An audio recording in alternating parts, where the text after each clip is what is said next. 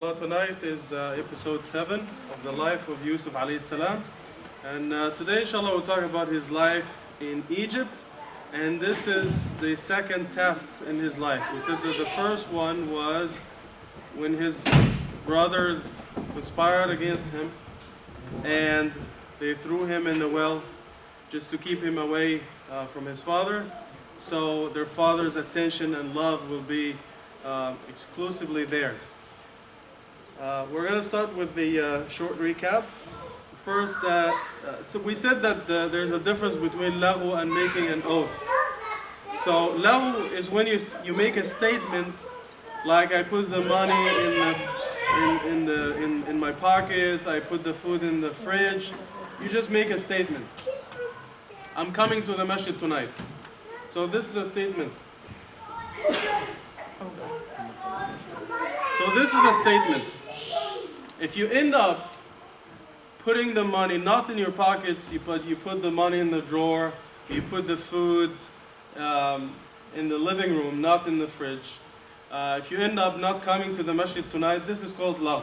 So Allah subhanahu wa ta'ala will not hold you accountable because your intention was to come, but you didn't do it. So therefore you're not accountable. You don't have to fast for 3 days or to feed 10 poor people and so on and so forth. But if you do something intentionally, say for example, I promise you I'm coming to the masjid tonight, or wallahi I'm coming to the masjid tonight, and in your heart you intend not to come.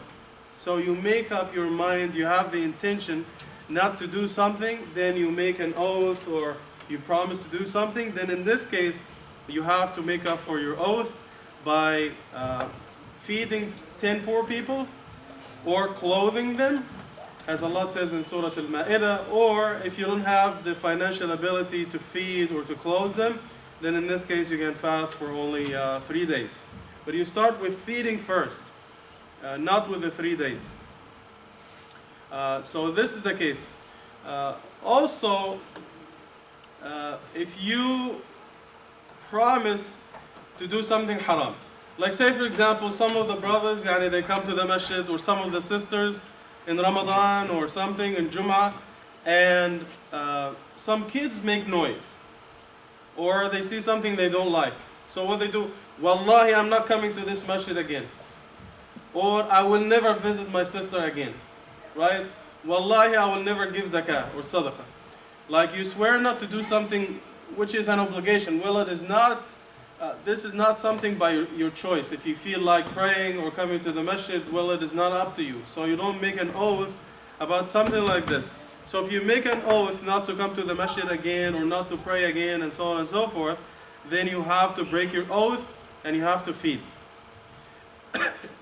So if you make an oath not to do something which is fard, or you make an oath to do something haram, like I'm gonna kill this guy, like people bother you, right? Kids make noise. Wallahi, I'm gonna break this kid's neck, or I'm gonna shoot this guy in the head. Wallahi. So you make an oath, right? Or wallahi, I will never talk to my sister again until I die because of a difference over inheritance, and this happens all the time. So in either case, you have to make up for your oath and you have to break your oath.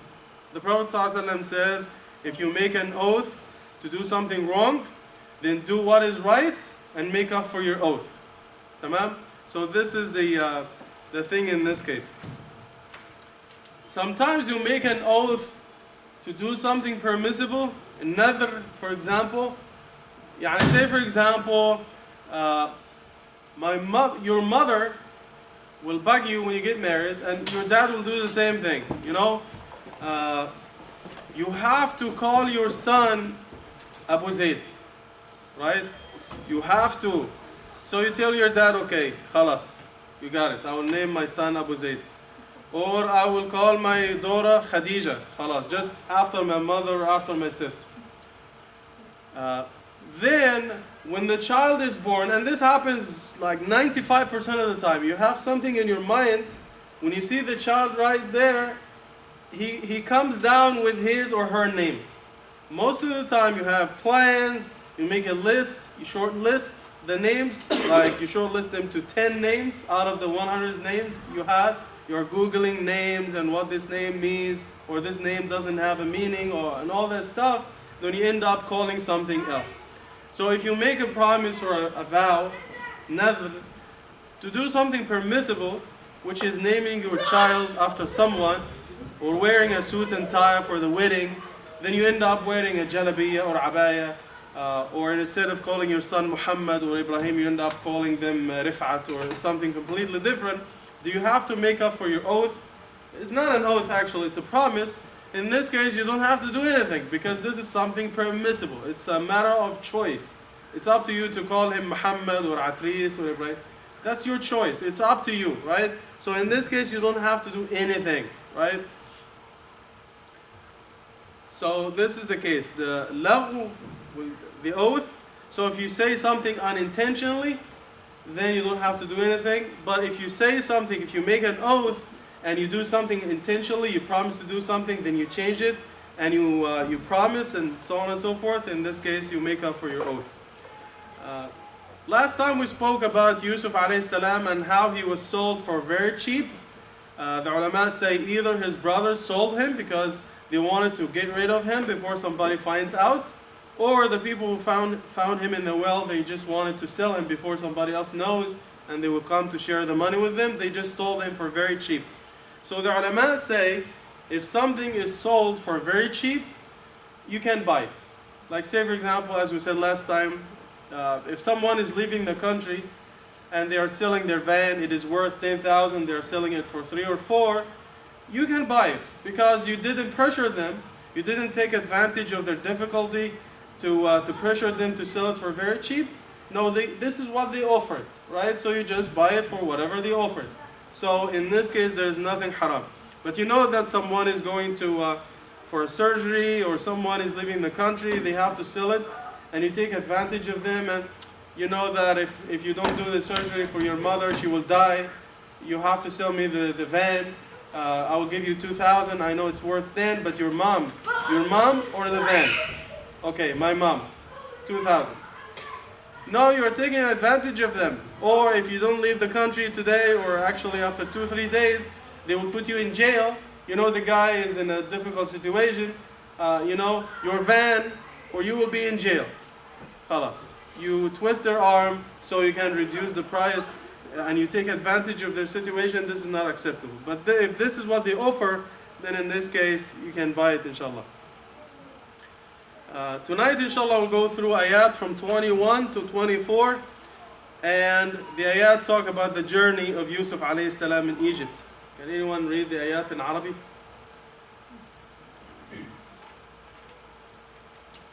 Anyone? Volunteers? What about Ahmed? Can't see? Okay. So maybe I will do it tonight. Then we'll get someone to do the English. بسم الله الرحمن الرحيم وقال الذي اشتراه من مصر لامرأته أكرمي مثواه عسى أن ينفعنا أو نتخذه ولدا وكذلك مكنا ليوسف في الأرض ولنعلمه من تأويل الأحاديث والله غالب على أمره ولكن أكثر الناس لا يعلمون ولما بلغ أشده آتيناه حكما وعلما وكذلك نجزي المحسنين وراودته التي هو في بيتها عن نفسه وغلقت الأبواب وقالت هيت لك قال معاذ الله إنه ربي أحسن مثواي إنه لا يفلح الظالمون ولقد همت به وهم بها لولا أن رأى برهان ربه كذلك لنصرف عنه السوء والفحشاء إنه من عبادنا المخلصين. English? A man from Egypt who bought him said to his wife, "Take good care of him, perhaps he may be useful." to use, or we may To adopt us. him as to us, or we may adopt him as a son. Thus, we established Joseph in the land, so that we might teach him the interpretation of dreams. God's will always prevails. Prevails. But most people do not know. And when he reached maturity, we gave him wisdom and knowledge. Thus, do we reward the good doers. And the lady in whose house he lived tried to seduce him. She locked the doors firmly and said, "Come to me." He replied, "God is my refuge. God is my refuge. It is not right to betray my master who has taken good care of me. Indeed, the wrongdoers never succeed." She advanced towards him, and he would have done so had he not seen a sign from his Lord. Thus we kept evil and indecency away from him, for he was truly one of our chosen servants. Ahsant, barakallah feek. You like the translation? Easy? ماشي الحال. Any difficult words? خلاص. Al-barakah. So the first ayah, 21. The man from Egypt who bought him. Well, the ayah doesn't say that the Egyptian who bought him said. Why? Because the man was not an Egyptian. The man was not an Egyptian, right? So Allah subhanahu wa ta'ala uses the words very precisely in the Quran. When Allah subhanahu wa ta'ala refers to the man by the name As-Samiri, he was from Samarra in Palestine or greater Syria. So Allah subhanahu wa ta'ala called him, Samiri, because he was from that area. Allah subhanahu wa ta'ala could have called Al-Aziz the Egyptian, but he was not Egyptian. At that time, Egypt was ruled by Al-Hyksos. It was a group of people who came from Asia, and they invaded Egypt, and they pushed the pharaohs to Upper Egypt in the south.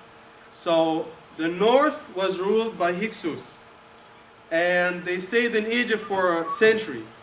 So that was during the time of Yusuf alayhi salam. And as we will see, this is why Yusuf alayhi salam was established in the land, because these Hyksos, they didn't trust the Egyptians to run the country, right? So they always welcomed foreigners. So therefore, when Yusuf alayhi salam came, they trusted him because he was a foreigner like them, and he would be loyal to them, not an Egyptian, right? And now you will see the difference between the treatment of Yusuf alayhi salam and later his family. The king gave them a lot of land and animals and stuff, and they became rich in Egypt. They were treated nicely because they were foreigners like themselves. But when you look at the treatment of Musa alayhi salam and his people, how they were abused and they made slaves, and that was a long time after Yusuf alayhi salam. Why? Because later the Egyptians in the south, they took over the north, they kicked out the Hyksos. Now the Egyptians, the real ones, became the rulers of the whole of Egypt. They found the Bani Israel there who were or had good relations with the Hyksos, so they treated them as traitors. So this is why they turned them into slaves, and they started to abuse them at the time of Musa or before him, right? Because the Bani Israel was closely associated with the Hyksos, the invaders of Egypt. So this is the reason the different treatment between the time of Yusuf and his family and tribe when they came to Egypt, and the treatment of Bani Israel at the time of Musa. This is why you see the difference in the treatment. So the man from Egypt, his wife, her title was Zulaykha. They have a difference of opinion on her name, but this doesn't matter because Allah subhanahu wa ta'ala doesn't mention her name in the story. The names are not important. And as we said before, because she did something wrong, Allah subhanahu wa ta'ala didn't want to mention her name. Anyway, she was the niece of the king. كما يقول المفسرون. So she was the niece of the king. So she was from a noble family, from the Hyksos, and her husband was also from the Hyksos. So he bought Yusuf alayhi salam, and they say he paid a lot of money to buy him, because he felt that Yusuf alayhi salam was intelligent and he was smart and he can use him for something. So he asked his wife, take good care of him. Maybe she understood what he said. Take good care of him. Maybe he can be useful to us, like he can do business for us, he can supervise the workers for us, or maybe we can adopt him as a son. So adoption was acceptable at the time, and we'll get into this in a minute. The first thing is علم بيسموه علم الفراسة. Firasa is quick-wittedness. That you look at something, you know what it is, you look at someone, you know who this person is, without knowing anything about them. You don't have to Google them. But just looking at someone's face, looking at their features, looking at their whatever, you know this person. So this science is called firasa. The Prophet ﷺ had this ability. When he looked at someone, he knew if this person was good or was bad. A lot of the Sahaba, they knew the same thing. It is reported that at the time of Ali ibn Abi Talib radiallahu anhu, a man came and he was talking to the Sahaba. That man didn't see the Prophet ﷺ, right? He came after the time of the Prophet ﷺ, but he was Muslim. So he came and he said to the Sahaba, and the story is mentioned by Ibn al-Qayyim. So the man said, أحب الفتنة وأكره الحق ولي في الأرض ما ليس لله في السماء وأشهد بالغيب أو أعتقد, or I believe in the يعني something I don't see. So the man said basically, I love fitna, I hate the truth, I have something on earth that Allah doesn't have, and I believe and I testify to what I didn't see. So some of the Sahaba were not happy about what he said because they felt like he was saying something haram or something. So Ali ibn Abi Talib said, even in some narrations they say that Umar ibn Khattab was the Khalifa at the time, and he told the guards to put him in jail because zindiq, he said something haram. So Ali ibn Abi Talib radiallahu anhu said, well, he didn't say anything wrong. He says, I love fitna. Allah subhanahu wa ta'ala says in the Quran, إِنَّمَا أَمْوَالُكُمْ أَوْلَادُكُمْ fitna. Your children, your wealth is fitna. So he loves children and he loves money. So there's nothing wrong. And he says he hates the truth, and it is said in the Quran, وَعْبُدْ رَبَّكَ حَتَّى يَأْتِيَكَ الْيَقِينُ وَالْمَوْتُ حَقٌّ. Death is the truth, and he hates the truth. He doesn't want to die. There's nothing wrong with this. Everyone wants to live, right? And he says he has on earth something that Allah doesn't have in the heavens. He has a wife and children, and Allah doesn't have a wife or children, right? And he says, I believe the Yahud and the Nasara, right? Right? So Ali ibn Abi Talib radiallahu anhu said, well, in the Quran, وَقَالَتِ الْيَهُودُ لَيْسَتِ النَّصَارَ عَلَى شَيْءٍ وَقَالَتِ النَّصَارَ لَيْسَتِ الْيَهُودُ عَلَى شَيْءٍ. Allah says in the Quran that the Yahud say, the Nasara, they don't stand on anything. Their faith is not based on anything. And the Nasara say the same thing about the Yahud. لَيْسَتِ النَّصَارَ عَلَى شَيْءٍ. They don't have something to stand on, right? In terms of faith and beliefs and stuff. And he believes them. And he says, I believe and I testify to what I never saw. And you know, in fiqh, when you go to the court, you can't be a witness unless you see something. You can't just go, shahid ma shafsh haga. Like, go, you testify, you didn't see anything. This is not acceptable. So Ali ibn Abi Talib radiallahu anhu says, he testifies that Muhammad sallallahu alaihi wasallam is Rasulullah, and he never saw him, right? فيقول علينا عمر رضي الله عنه يعني يؤتي الحكمة من يشاء. Allah subhanahu wa ta'ala gives wisdom to whoever he wants. So he's saying basically that Ali ibn Abi Talib radiallahu anhu was gifted in this way. This is called firasa. They say that Imam al-Shafi'i, قصة معروفة. Imam al-Shafi'i was in the Haram, and there was another scholar with him, most likely Muhammad ibn Abi al-Hasan. So they saw a man coming inside the Haram. So al-Shafi'i said, this man is Najjar, this man is a carpenter. The other one said, no, this man is Haddad, a blacksmith. So they disagreed. So they went up to the man and they asked him, what do you do for a living? فقال كنت نجارا وأنا الآن حداد. I used to be a carpenter and now I'm a blacksmith. By just looking at the person, they knew who he was. Although they didn't know the person, but they know. It is something in them. If you look in Surah Al-Qasas, the story of the two daughters of Shu'aib, some say he was the prophet, some say he was not the prophet, it was a different Shu'aib. Most likely it was not Shu'aib the prophet, it was a good man by the name of Shu'aib. She said, Ya abat istajir. She said about Musa, hire him. Inna khayra man istajarta al-qawiyyu al-amin. The best man you can hire is the strong and the honest. Because he lifted the stone all by himself, so he was strong and honest and virtuous, because when she started to walk, it was a windy day, he didn't want to look at her, so he said, okay, I'm going to walk in the front, and he gave me directions. So Shu'aib felt that she loved him because he was strong and he was honest and a good person. So he felt like she had interest in him, so he said, okay, I'm going to hire you. Would you please marry my daughter? And they say in the Tafsir, he got married to the one who walked with him to the house. This is what they say. Wallahu a'lam. طبعا مسألة التبني, adoption, we spoke about this before. Adoption is not permissible in Islam. If we mean by tabanni sponsorship, like you're gonna sponsor some orphans back home, or even if you can host them in your house, there's no problem, as long as id'uhum li'aba'ihim, they keep the last names. If you sponsor a boy, your daughters don't sit in front of him like this without hijab, and your wife, because he is not a member of the family, right? You sponsor the person, but he is not your son, right? If you die, he or she doesn't get a share of an inheritance, but you can give them from wasiyah, right? And so on and so forth.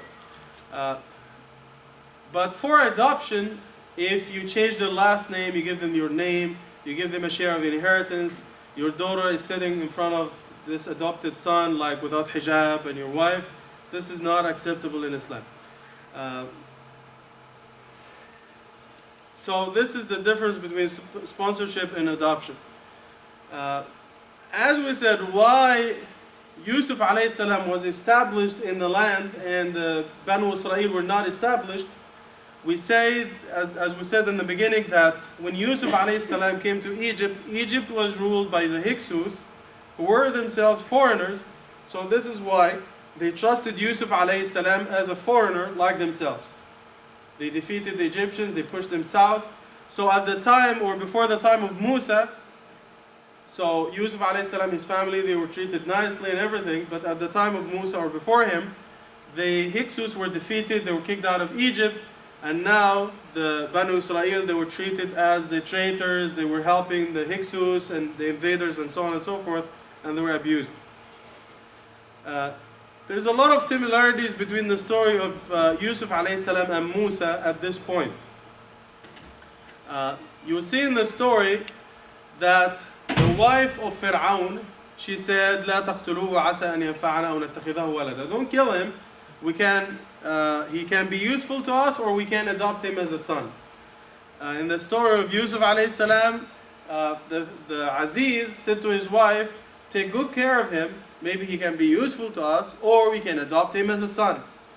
Both of them lived in the palace, and it says at some points, وَلَمَّا بَلَغَ أَشُدَّهُ آتَيْنَاهُ حُكْمًا وَعِلْمًا في قصة يوسف عليه السلام. And in the story of Musa, it says, وَلَمَّا بَلَغَ أَشُدَّهُ وَاسْتَوَى آتَيْنَاهُ حُكْمًا وَعِلْمًا وَكَذَلِكَ نَجْزِي الْمُحْسِنِينَ. It says when this person reached maturity, and he became old enough in the story of Musa, but it doesn't talk about the age in the story of Yusuf. We gave them wisdom and knowledge, and this is how we honor the good doers. They say that Yusuf alayhi salam, he became a prophet when he was 12 years old, when he was in the well, right? لذلك Allah subhanahu wa ta'ala doesn't say واستوى, ولكن في قصة موسى قال ولما بلغ أشده واستوى. So he was old, he was 40 years old, Musa alayhi salam, when he became a prophet. But in the story of Yusuf alayhi salam, he was a child. when he received revelation or ilham or wahi. طبعا, if you look at the story of Musa and Yusuf alayhi salam, Allah subhanahu wa ta'ala says, Wallahu ghalibun ala amri. The best translation, God's will always prevails. Whatever Allah subhanahu wa ta'ala wants to happen, this is what will happen. Yani, if you look at the story of Yusuf, his brothers, they tried their best to keep him away from his father. They tried to kill him and all that stuff. He lived long enough, he became the king. And his father came and they lived together, right? In the story of Musa, Fir'aun was killing all the boys, except for the only one that he wanted actually to kill, right? He wanted to get rid of him. He ended up being brought up under his care in his palace under the same roof. The only child that he wanted to kill was the only child who lived with him in the palace, right? So you see, like, say for example, if the police, yani this is what they do. When they come, they bring like 10 cars to bust you like back home. So there is a good brother, and the only place he can hide from the police when they come to attack him was to hide in the police car. Then when they started to leave, he jumps out of the police car and he just goes somewhere else. You see how it works? Wallahu ghalibun ala amri. Whatever Allah subhanahu wa ta'ala wills, this is what will happen. There's nothing you can do. Ayah 21, 22. وَلَمَّا بَلَغَ أَشُدَّهُ وَاسْتَوَى آتَيْنَاهُ حُكْمًا وَعِلْمًا وَكَذَلِكَ نَجْزِي الْمُحْسِنِينَ. Some of the ulama, they call this surah Suratul Muhsinin. It talks about Yusuf alayhi salam. Allah subhanahu wa ta'ala calls him Muhsin because he had ihsan with Allah subhanahu wa ta'ala. You know the difference between Muslim wa mu'min wa muhsin. Ihsan is the highest form of Islam. Like a Muslim is someone who prays, who gives zakah, who goes for the hajj. He does things physically, right? If you look at them, you can tell this is Muslim. But a mu'min is someone who has iman in their hearts. So it has something to do with the sincerity, right? So iman is the higher level. Ihsan is the highest level of Islam. So, and the Prophet ﷺ says you can reach this level if you feel like Allah subhanahu wa ta'ala is always there when you are doing something. Like say for example, you are working, you are at work, you know this, like you are working, your boss is not there, you are playing cards, you are playing games, you are watching World Cup. Your boss comes, oh, you start to work like, you work hard, right? So you do the same thing. If you feel the presence of Allah subhanahu wa ta'ala all the time, then you will always do your best. And you feel the presence of Allah subhanahu wa ta'ala. So this is something that happened with Yusuf alayhi salam. He had ihsan. Even hatta the criminals in jail, نَبِّئْنَا بِتَأْوِيلِهِ إِنَّا نَرَاكَ مِنَ الْمُحْسِنِينَ. Even the people with him in the jail, they say, would you please give us the interpretation of our dreams? Because we see you as a muhsin, as a good doer. Why? They say because he was always sharing his food with everyone. And if someone felt sick, he would take care of them, he would give them food, and he would stay up all night taking care of them. So they called him muhsin in this case. So he had ihsan with the people, he had ihsan with Allah subhanahu wa ta'ala. The quality of muhsinun. إِنَّهُ مَنْ يَتَّقِ وَيَصْبِرْ فَإِنَّ اللَّهَ لَا يُضِيعُ أَجْرَ الْمُحْسِنِينَ. طبعا in ayah number 23, the lady in whose house he was, she started to bust the moves. We know that from the story she was older than him, right? She was married, she was older. Say for example, she was like in her 30s and he was 18, 19, in that vicinity. So she started to seduce him. The Arabic word which is used is rawadatu. Rawadatu is not something that is done once or twice. This is something that is done repeatedly. Like she يعني لم تسأله الفاحشة ولكن راودته. يعني she didn't ask him once, she was asking him repeatedly, day and night. See, one day, she said, that's it. She locked the doors, and of course she was dressed up like whatever.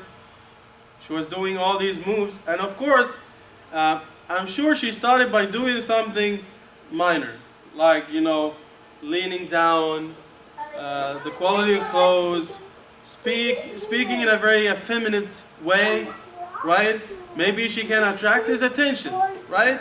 She doesn't come to this point until she did something else before, right? So at the